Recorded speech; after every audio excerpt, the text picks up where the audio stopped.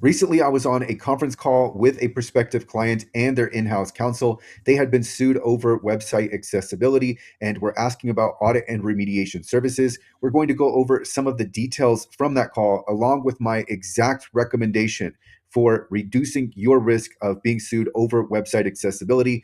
This prospective client is a Shopify store owner, and the quote for their audit was $2,750. The quote for remediation was $12,500. So remediation is where we are going to fix all of the issues in the audit, and we're going to validate those fixes ourselves. The timeline for the remediation is 2 to 3 months. For the audit, it's 2 weeks.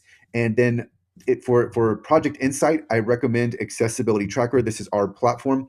What would be especially nice for this client is that as we are going through remediation, they can go to Accessibility Tracker, log in as the project manager, and look at the progress that is ongoing. So they'll know exactly when we're going to finish. They'll know exactly where they stand in terms of accessibility based on their audit report. This is not based on scan results. It's the actual audits. So we're working towards full WCAG conformance. So that way they have insight into the project. They'll also have documentation speaking to their accessibility.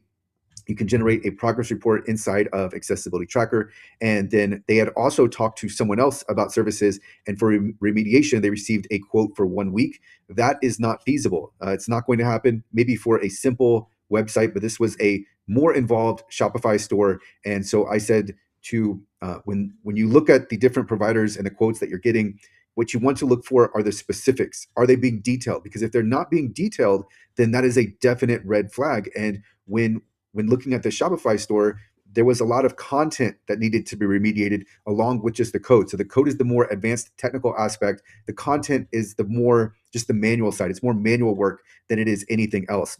But for a quote for a 1 week timeline on remediation, that's just unrealistic. So I informed them that they want to look at the provider, the attention to detail, because that is key. That's everything.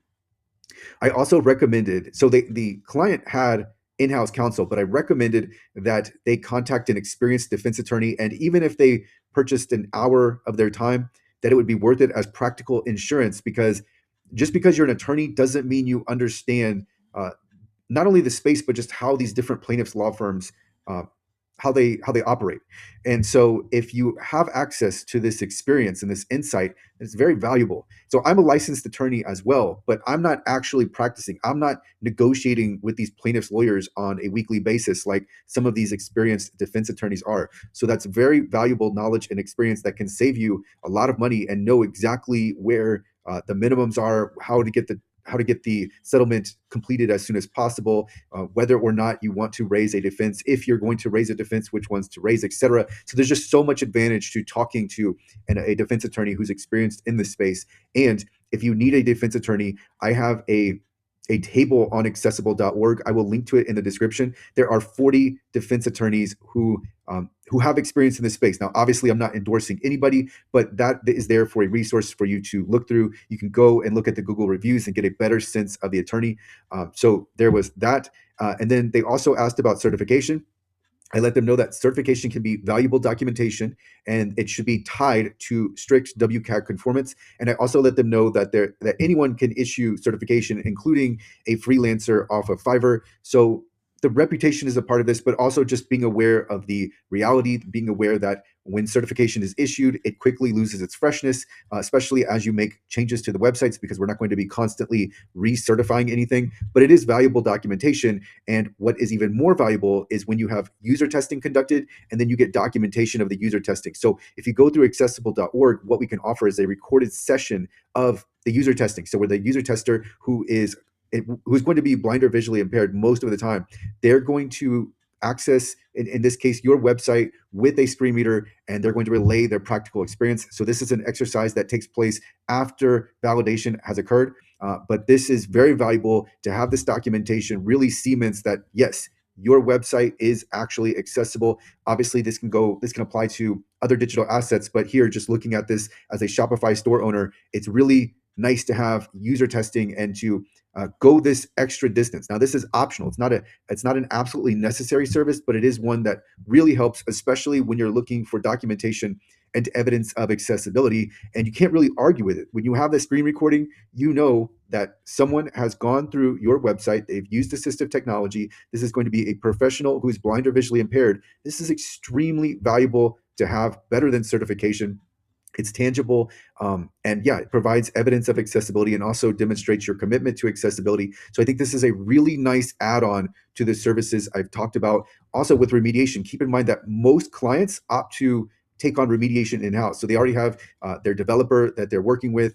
They already have employees that are taking care of their website. So remediation can be, you can have remediation conducted by your developer, someone else you hire. You don't have to go through accessible.org. And in fact, many clients do not. Many clients prefer to take this on in-house. But just know that remediation is going to take, usually, like, so when we're looking at your typical Shopify store, usually a minimum of 2 months. And then we usually quote up to 3, just because with remediation, it doesn't, the time usually doesn't go the other way. It doesn't go like, oh, that's so much faster than we thought. It usually is the case that there's something that there's more work than we anticipate, and so it's going to take us longer.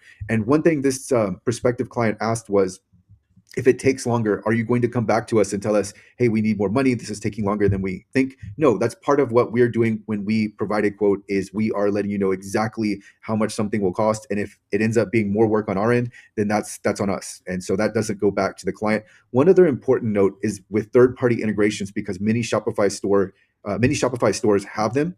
So let's just say you're using a review app.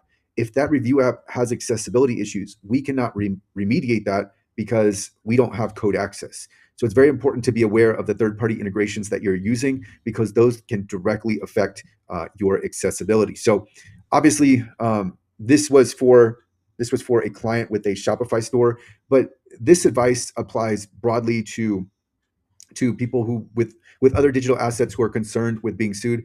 The best practices for ADA compliance are WCAG conformance and having a published accessibility statement with certain information with at least one method of contact. That's a great starting point. And then if you want to be thorough, the more aggressive you are, the better off it's going to be. And in terms of going through us for formal services, I recommend going through the services that I just talked through. Remediation not necessary, because either way, we're going to validate the issue. So if your team is making the fixes, then we're going to be there to validate those fixes and tell you whether or not the issue has been resolved. But if you want to go through us and have everything, just have us take care of everything, we certainly can, and we will provide documentation that speaks to exactly what has been done, and then also, more importantly, your WCAG conformance. But if your website in this case is not fully WCAG conformant, we will not provide certification. So let's say you're using a third-party integration, you don't want to remove it, and you can't get the providers, the developers, to fix the issue. You can't get certification because that third-party integration exists. And so when it comes to website accessibility litigation, generally you're responsible for what is on your website. So keep that in mind. And I think we've covered most of the details. If you need help with accessibility, feel free to reach out to me at accessible.org. I will include a contact link in the description. If you want to keep track of your progress and your remediation project, then whoever is working on your remediation or whoever is validating your issues, definitely go through Accessibility Tracker, because this is specifically for accessibility projects. You upload your audit report, and now you can track every single issue, and you can have visibility into every single issue. And you can also ask AI, hey, how fast do you think this project will be completed based on our current progress? There's AI to help your team with fixes. There's so much that we have built into Accessibility Tracker to streamline accessibility projects. So Accessibility Tracker will also be very valuable to your efforts. If you have any additional questions about making your website so that it follows best practices for ADA compliance, definitely feel free to reach out to me. I'll also include a guide on ADA compliance for websites and helping you understand both the legal, the practical, and the technical side of accessibility. So that will all be there. So I'll include links in the description.